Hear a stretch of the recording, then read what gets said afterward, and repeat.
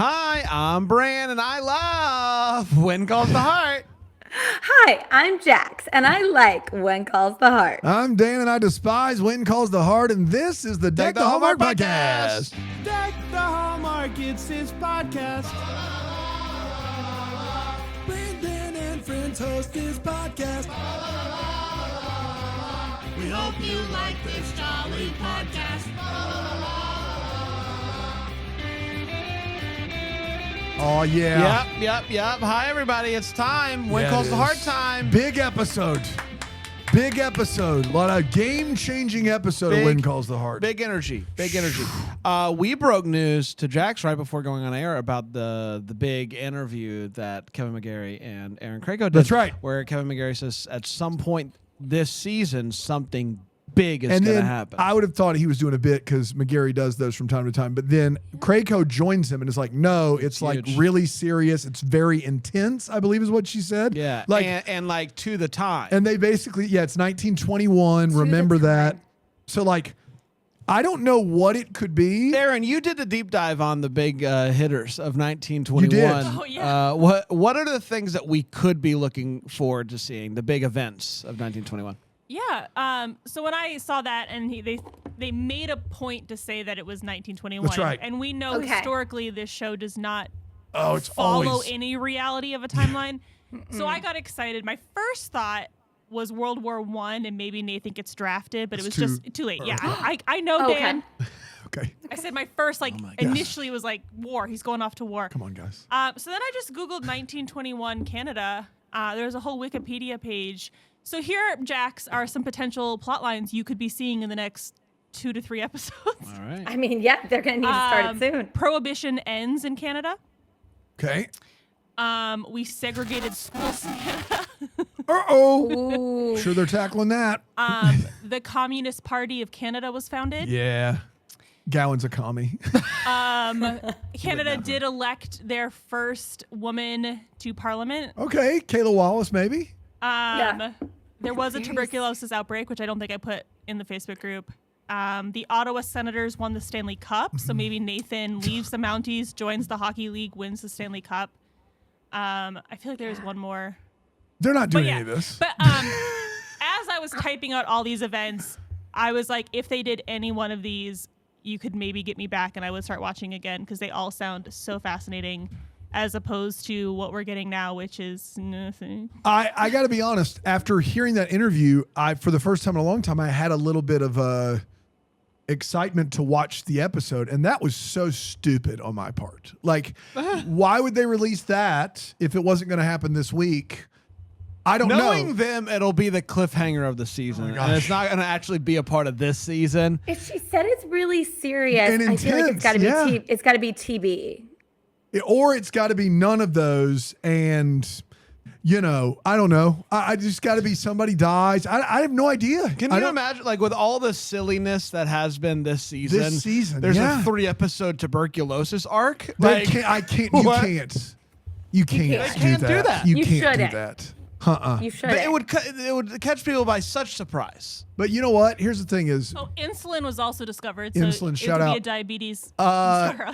Also, Jax, and this is for you too. As much as that episode last week was a nothing burger, if you had any doubt in your mind that the user reviews are being driven by Team Nathan and McGarry's only, that episode was the highest IMDb user rated episode of the season. So if you think for a second that IMDb user ratings aren't just almost all McGarry's when Lucas gets, when Lucas proposes to Elizabeth, it goes straight through the floor.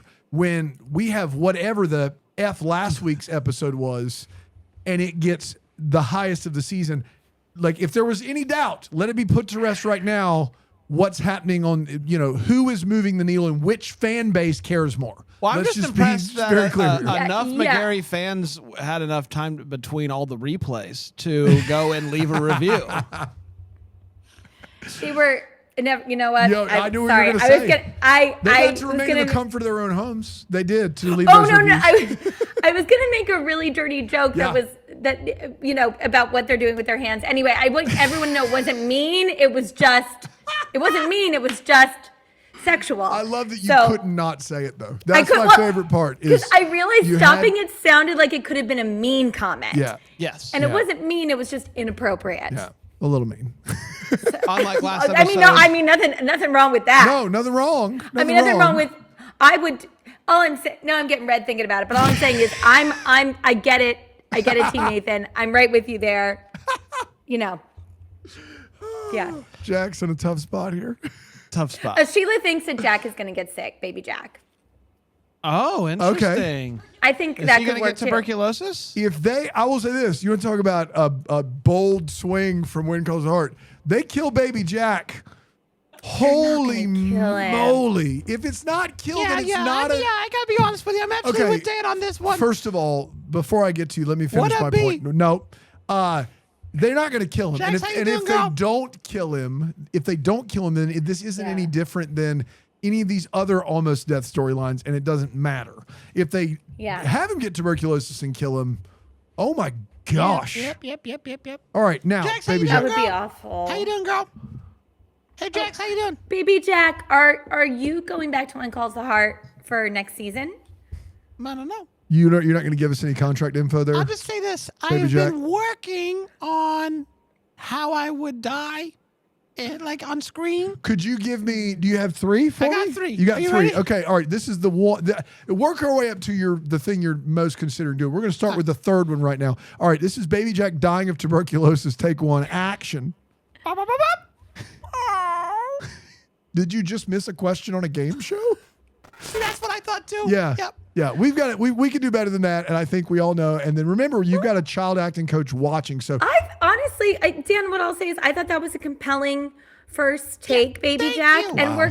we're gonna be able to work with that. let's do a few more just in case. I think we got it, but let's just do a few Yeah. more just in case. Just for fun. Just for fun. Just Just to have do fun for with this fun. one. This is a fun one. Yeah, Okay, yeah. All right, here we this go. is number 2. Baby Jack dying of tuberculosis. Season 12, When Calls the Heart. Action.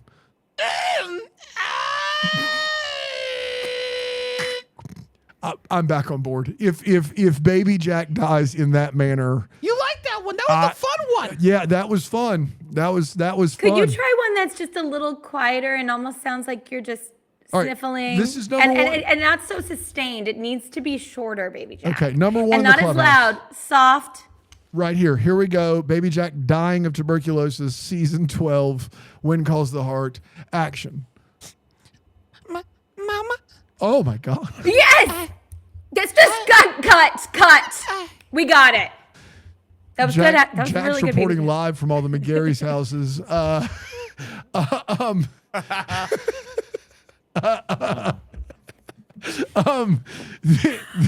If they did the last one there, Baby Jack, that would be brutal. That would be really brutal. I will say there's people are going to be upset about this, us doing a bit about Baby Jack dying, but it's one of my favorite things we've done here a long time. So thank you, Baby God Jack, bless, for being a part of it. guys. Yeah. And that was a really nice last take. I thought it honestly hit me the mama at the end, and then Yeah. You don't need to gild the lily too much though. You don't It want was- to it you don't was- ever gild that lily. Yeah. There's been a lot of lilies gilded over the last week. right. R.I.P. Let's get to When Calls the Heart, season 12, episode 7, called. Starshine. Ooh, close. Jax. Brits. I love Brits. Oh, very close, everybody. Dance the Night Away is what we were looking for. Dance the Night Away. all right. February 16th, 2025 is when it premiered and went a little something like this. It's back to Sunday nights, everybody. Went a little something like this. Everyone in Hope Valley is so inspired right now. Rosemary is going to put on a play, and Elizabeth is considering sending out her curriculum to be published. Whoa. Woo! Elizabeth surprises Nathan with tickets to Union City to see the latest Buster Keaton picture. And the dude is pumped. He's a big Buster head. He's a Keaton head. He freaking loves this guy. Rosemary is holding auditions for the play, but some of the performances are less than inspiring. So Elizabeth whispers an idea to her, the idea being Bill. Bill Avery. What if Bill was in the play? Rosemary then tricks Bill into auditioning, and he crushes it. Allie and Oliver have a plan to save the salmon. You remember about the thank salmon goodness, and the man. wildlife and all that stuff. So they bring Yeah. it to Lucas, and Lucas could use some good news right now. So he's all ears. After the flick in Union City, Nathan bumps into that guy Toddy from the poker game. Remember when he went undercover? This guy's like, "Hey there, Danny boy." He invites him over to a party that they're having, which Nathan is uncomfortable with because that would involve Elizabeth going undercover with him. But he basically bullies him into agreeing to coming as Danny and Diane. Little ditty about Danny and Diane. Pretty good. Second on Chili Dog. Kids gonna dance the night away. At play rehearsal, Ava shows up. Remember Ava? She's new in town. Yeah, she's new in town. In town. And she's lying. Well, yeah, it seems like it. Well, she got her suitcase. She's a perfect actor, you might say. She shows off her acting skills, but Rosemary doesn't want it. I don't want it. Back at the party, Danny and Diane, if you will, are having a great time doing the Charleston. Luckily, they learned it earlier this season. What could go wrong? Well, Toddy and his wife start having conversations with each of them individually, asking them about their love story. Their stories aren't exactly in sync. It seems like Toddy is a bit skeptical of them for a second and makes them go on stage to sing their song. Lucas goes to talk to Edie about Allie's salmon plan, and it's clear that these two are digging each other. She ends up showing up later to his office for a game of cards. Okay. But Lucas knows that she's up to something because she has a tell. That's a poker term. That's a poker term. That's right. Turns out she doesn't actually think the salmon idea is a good one. She has her reasons, and she encourages him not to move on with trying to make this plan into a reality. Kill the salmon. Kill the salmon, save the world.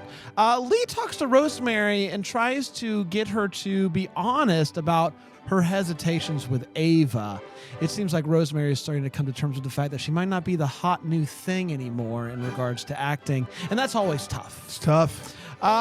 They go on stage. Nathan and Elizabeth, they go on stage and they sing their song, and then afterwards Nathan's talking to Toddy and finally gets Toddy to admit to having his hands on some shady stuff, some gold stuff that seemed to have been, this whole stolen and the railroad and whatnot. It might be just what Nathan needs to finally figure this one out. Fiona, with a lot of hesitation, she's got this guy who's been pursuing her for a while, and she's finally thinking about maybe giving into that and just getting married because she'll do more good. Well, she ends up selling the spa, so it seems like it's a salon. Yeah. So it seems like she's heading in that direction. The episode ends with Elizabeth and Rosemary drinking tea and toasting the new adventures, and that, my friends, was When Calls the Heart, Season 12, Episode 7, Dance the Night Away. We did it. Let's take a quick break. We'll come back. We'll break this episode down here on Deck the Hallmark.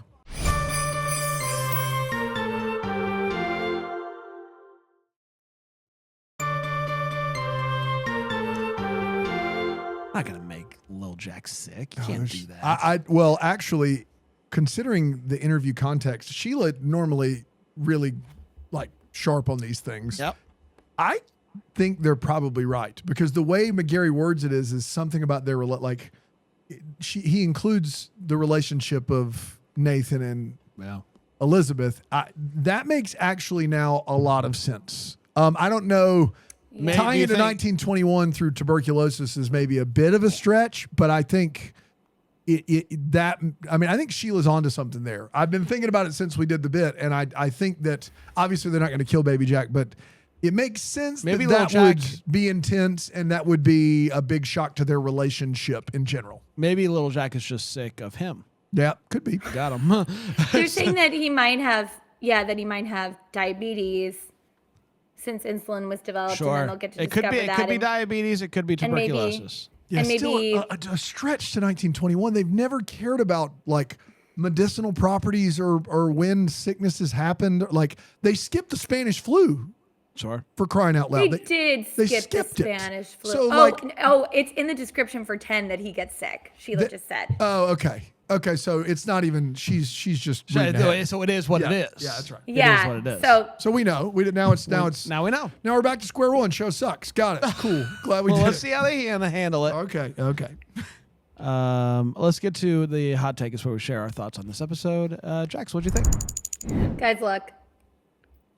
Okay, we're You looking. know, Look. you're gonna disagree with me, and that's fine. And I'm excited to hear your takes. But for Valentine's Day, I can't imagine an episode that would have appealed to me more. The importance of being earnest. Are you kidding me? It's one of my favorite plays. Very exciting. They Give us a decided they were scene. doing Give it us a like- scene. Oh, actually, hold on. Okay. I was in it, and I'll tell you who I played in a second. But Okay. I'll do a little. I was in it. Well, it was a little devastating. Oh gosh. Okay. Okay. I'll tell you. All women become like their mothers. That is their tragedy. No man does. That's his. Or, I really don't see anything romantic in proposing. It is very romantic to be in love, but there is nothing romantic about a definite proposal. Why, one may be accepted. One usually is, I believe. Then the excitement is all over. Pretty good. Algernon. Guys, in college, I was so excited. Yeah. It was Oh, my boy. senior year. I know. I was a bit of a star in the theater department, small school. And I was like, oh my gosh, I'm going to get to play Gwendolyn or Cecily in The Importance of Being Earnest, roles I've always wanted to play. Guess who I play? Argamemnon. I'm gonna go- Algernon? The swashbuckling? Alistair White. Cheryl. No. They decided to do a gender reverse version. Oh, So let wow. me show you. And I got to play the swashbuckling Algernon Moncrief. Oh, now that is File it before up I to had my wig on. DTH. Look at that. Oh, you're getting a text that is too, before by the I way. had my wig and all the other accoutrement on. I couldn't find the one. Facebook's doing weird things, but I mean, honestly, it was a spectacular experience to do that. And I love Oscar Wilde. I love The Importance of Being Earnest. I'll get into my wait what's later, but thank you, One Calls the Heart. There And you then go. role playing? Are you kidding me? Elizabeth and Nathan, like this for me is, take out a romantic dinner. I don't need the movies. I need a role play in an escape room. And that is, you got me. So role play is foreplay. And this episode, I didn't even care. I was like, they're just giving me everything I want. I don't even know if it's good TV, but it doesn't matter because I'm enjoying it. There you Yeah, go. I mean, I wrote down role plays, foreplay, so I'll let you. You're gonna let Jax have handle that one? and Okay, I'll crazy. take your word for it. I'll. Man, as many times as you talked about it around the office, it's I so know. weird. I know. You Yeah. thought I was gonna be me, but Yeah. I'll let Jax take it. I had to call you Argamemnon.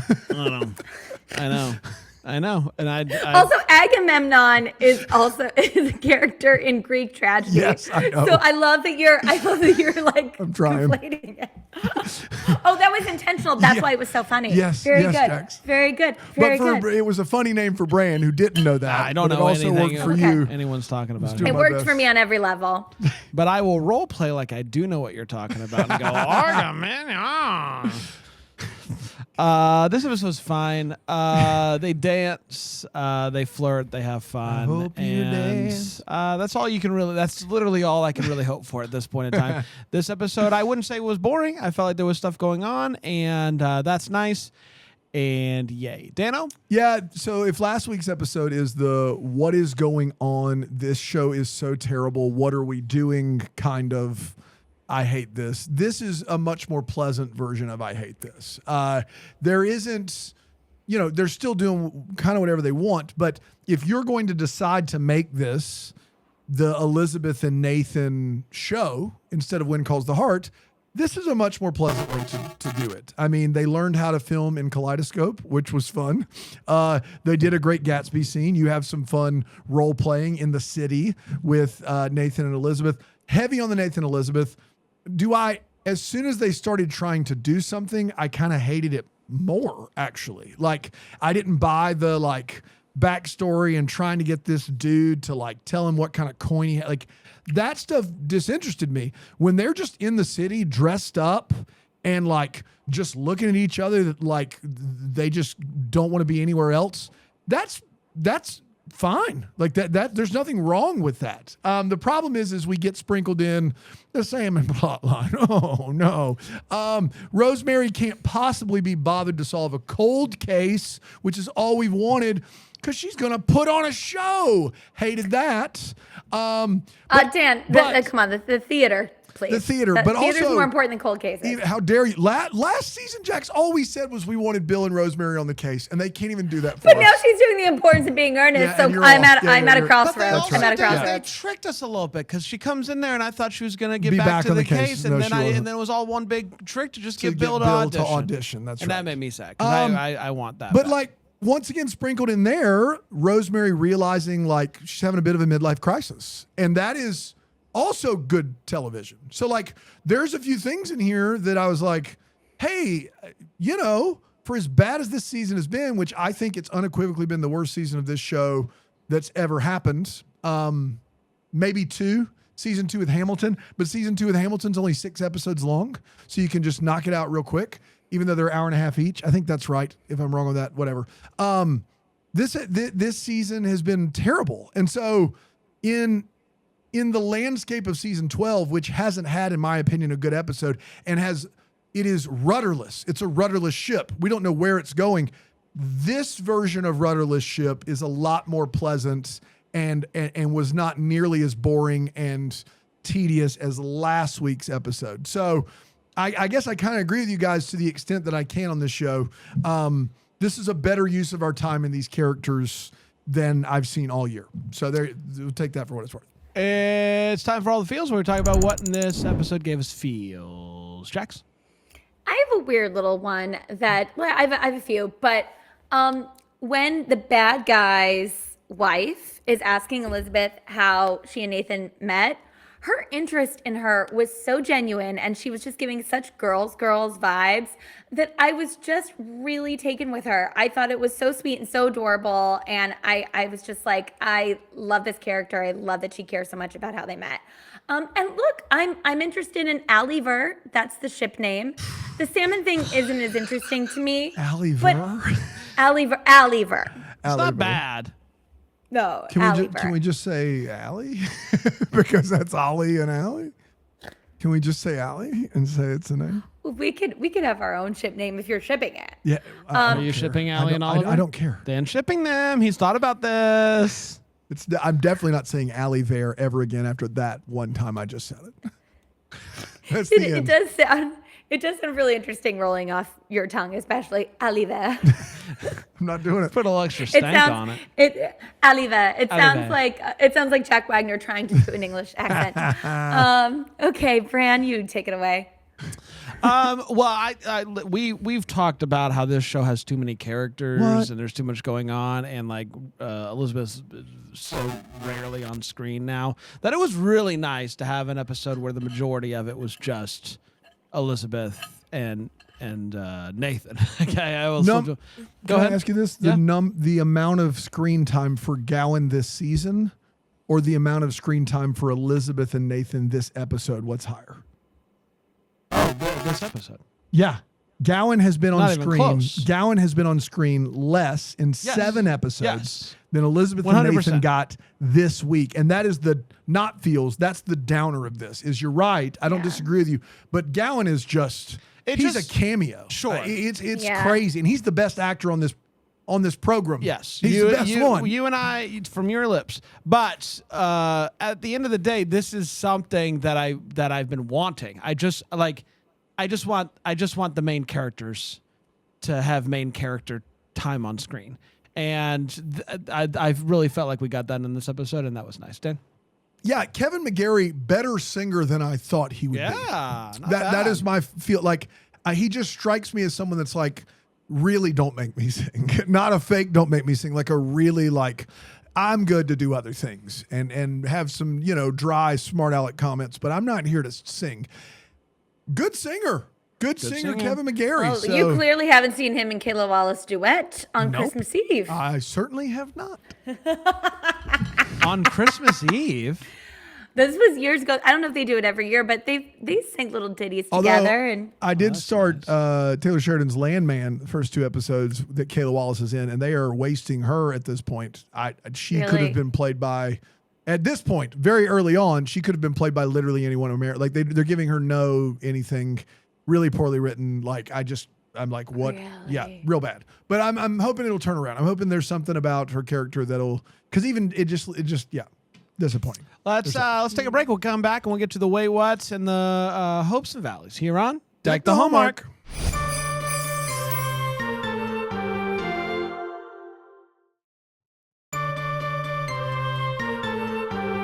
Welcome back, everybody. We're talking When Calls the Heart, season 12, episode 7. Let's dance our way over to the wait what. It is where we talk about what in this episode made us go wait what. And I'll start with you, Jax.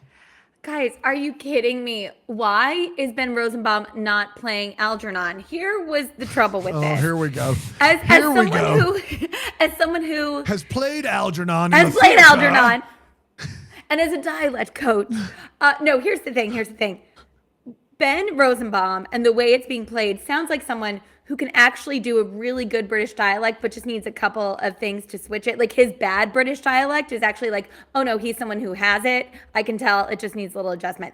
And then Jack Wagner's sounds like someone who's really trying to do a good one, but can't. Yeah. And that is confusing. And it's not, the thing is, I don't think either one of them were supposed to be chef's kiss brilliant. So this isn't a knock on Jack Wagner. It's, it's an Amdram, amateur theater production, amateur drama. So like, I guess a comedy, but I get it. But I was just like, MCOM, but I was just confused by this. And this is tough because these are your two favorite people on the show. These are my two favorite people, and I don't want to pit them against each other. But also, Algernon is not a Jack Wagner part. If anything, like Jack Worthing would be who he would play, because that's the older character. I don't understand what. Bran also said that to me. Here. It was a clear Jack Worthing situation, and they blew it. They blew it. It was unbelievable. Guys, also, I know you're saying that she's like feeling like she's having midlife crisis, but why isn't she thrilled that she has an actress in Ava? That way Ava can play Cecily Cardew and she could play Gwendolyn Fairfax and she can mentor her. And I was like, what is going on here? I will say, I did get all about Eve feels kind of in this whole thing with her and with this new girl who's like, seems like she's all in the up and up, but we know she's not. I would actually have loved to see her go in and then somehow steal the spotlight completely. Like, great, but that would involve really good writing. And I wish we had more time. Yeah, I wish we had more time. Wait a minute. I don't wish we had more time. God, stop it. My final wait what is that when we, of course, as you're mentioning, Gowan and Joseph, they have this beautiful scene when Joseph is singing that beautiful Every Time I Feel the Spirit. And it's over. It feels like it's over before it began. And I would say a little less salmon, a little more spirituals. And I think most people who watch the show can get behind that. If anybody is watching the show and listening to this podcast and wants more of the salmon storyline, I need you to email me immediately because I have to talk to you. I can't imagine that being the case. It is. It's the worst. It's the worst of the worst. It's worse than the thing last year. They're arguing about the deed on where the property line was. I can't. Bran?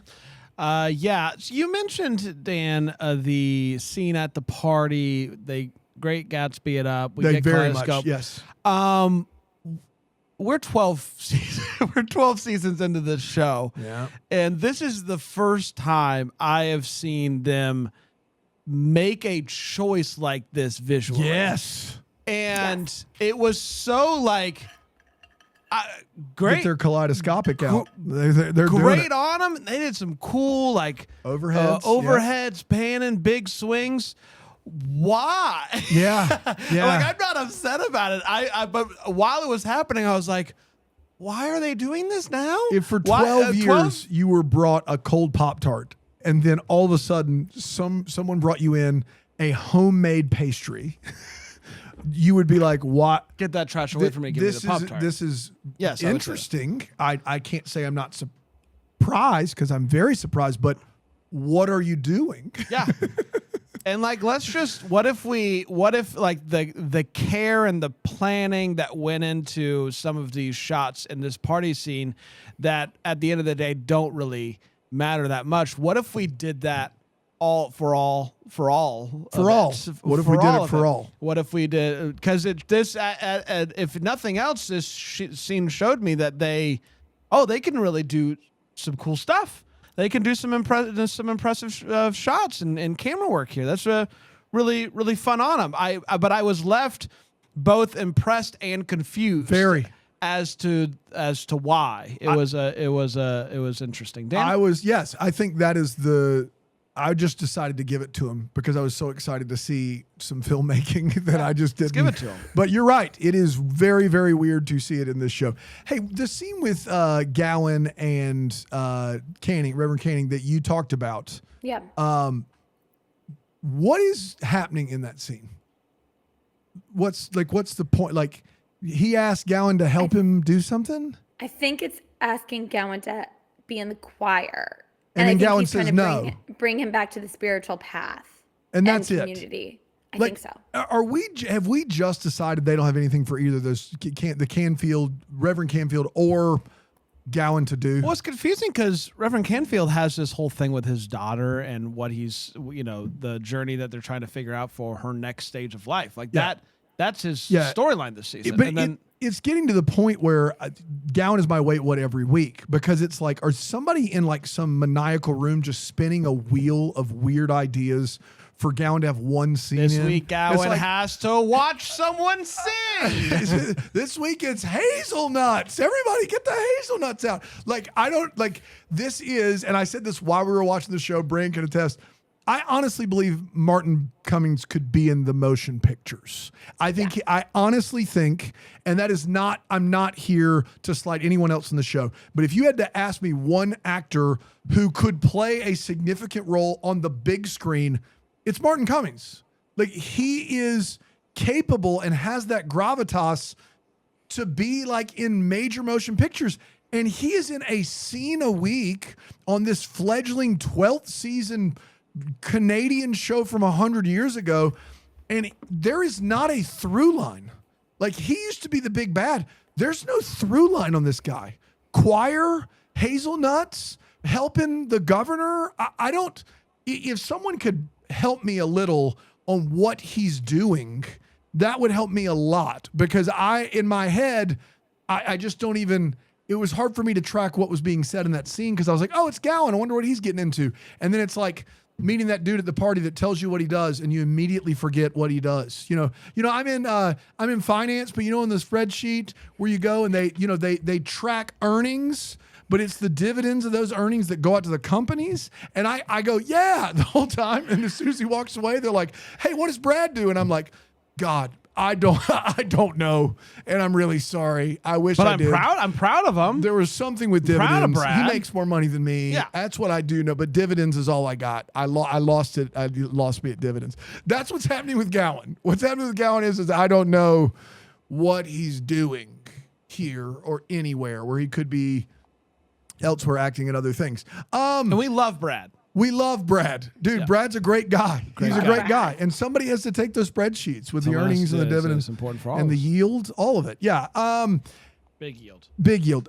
What's interesting is Jack's got feels from the scene where that woman is talking to Elizabeth about how her and Nathan met, and they're, but they're not her and Nathan. They're Danny and Delilah, whatever.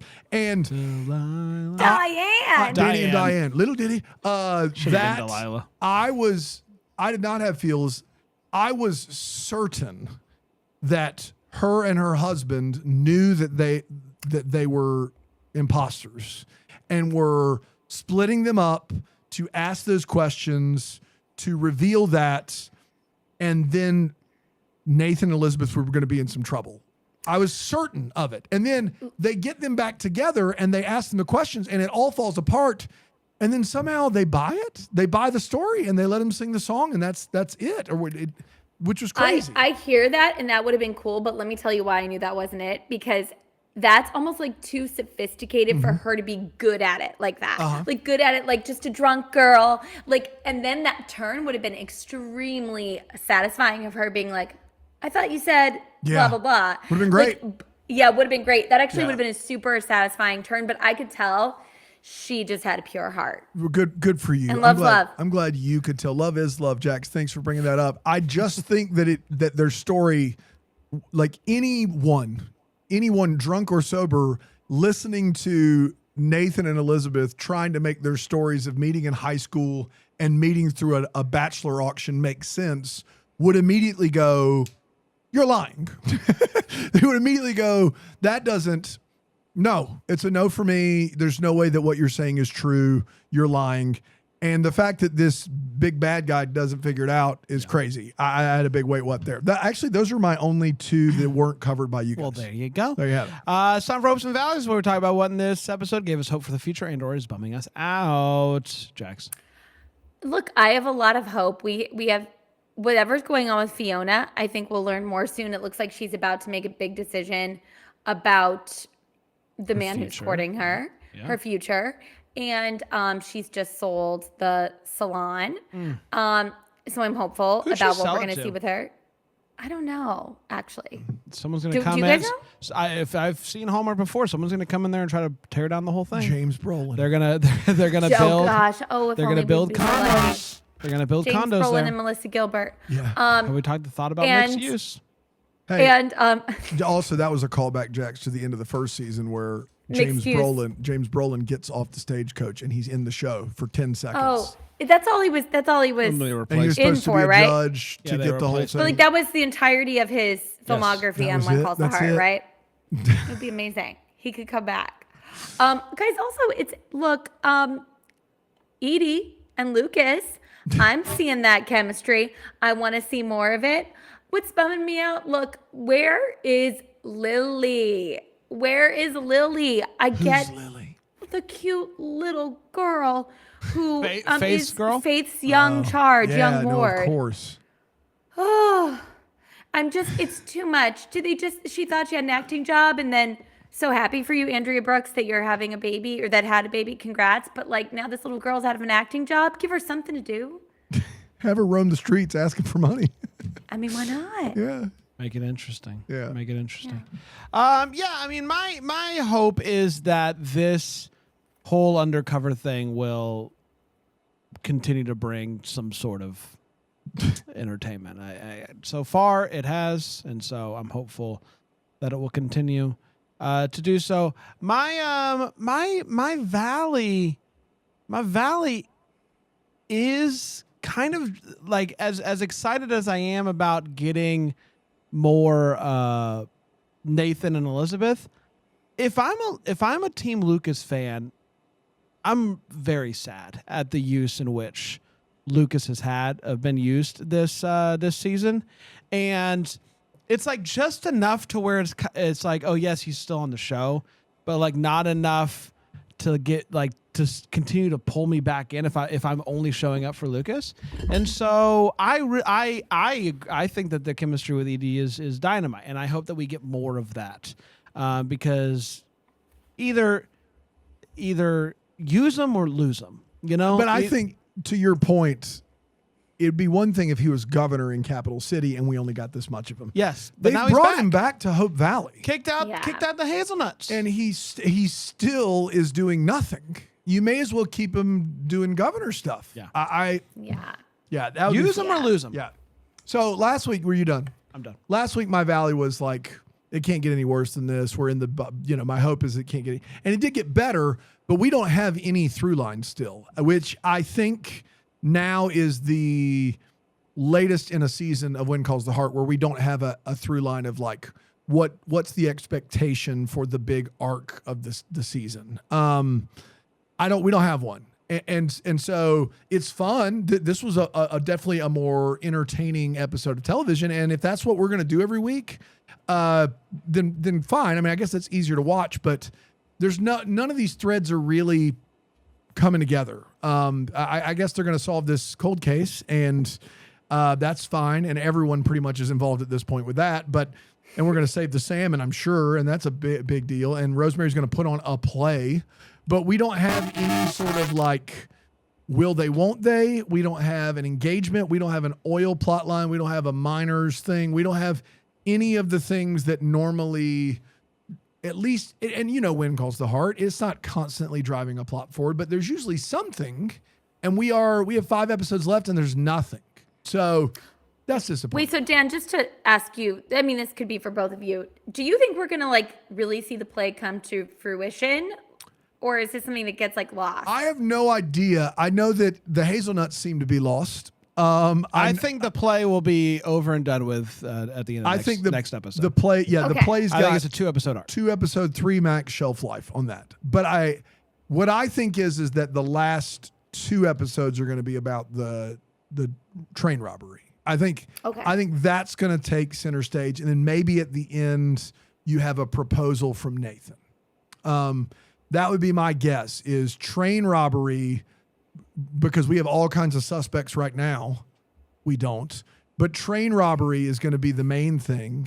And then Little baby Jack's going to get sick. Baby Jack's going to get sick in 10. Last 2, we're going to get him well. Train robbery, and Nathan's going to propose. They made it through this whole thing with Baby Jack being sick. They know they're meant to be together. Yeah. Nathan's going to propose. I think that is definitely where we're heading. I don't think any of that is a through line. I don't think there's not, I mean, like, I guess Nathan, the courtship of Nathan and Elizabeth, I guess. I just feel like this has been 6 seasons of You this. get so- another 3 or 4 seasons out of that engagement. Yeah, at too, least. so. Yeah, thank Pretty God we can do that. It's time for the What's Calling My Heart. It's where somebody right. emails in something that's calling their heart, bringing them a little bit of joy or something like that to hello@deckthehallmark.com. Dan, who do we have? We have Diana Van Ness emailing us in. She says, hello, DTH. What's calling my heart? This podcast, I've been listening since 2019 and love laughing along with you guys. I started watching When Calls the Heart in November because I wanted to listen to these episodes of yours. In December, I welcomed a sweet baby girl, and I've been able to binge watch a lot of TV since then.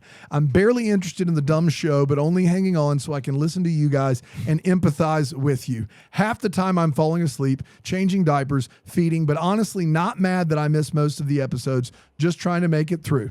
Another thing calling my heart, Chesapeake Shores. Whoa, This is another show Chessie. I've binged over the last month or so, and I'd love if you would all would review that show if you ever have the time between everything else you do. I found myself with many wait whats, but overall I liked it so much more than When Calls the Heart. Thanks for bringing joy to my life for more than 5 years. Merry Christmas, and forgive me, Pa. P.S. I loved going back to when you started watching because I got to hear Panda on the pod again. Love all the hosts, but I definitely missed that guy, Diana Van Ness. Rest in Thank peace, you, obviously. Diana. Rest in peace, obviously. We miss you too, of course. Panda. Yeah. Very shout sweet. out. Very But I still sweet. burn his family's candles every day. I mean, shout out. That- PandaLily.com. That's right.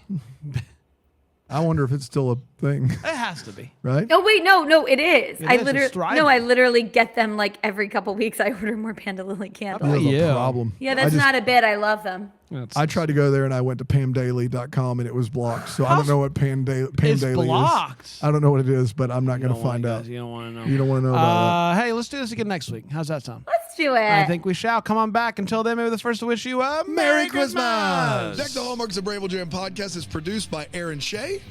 For more information on Deck the Hallmark, you can go to deckthehallmark.com. For more information on the Deck the Hallmark family, you can go to bramblejamplus.com. Deck the Hallmark is presented by Philo TV. For a free trial of Philo, go to philo.tv/DTH.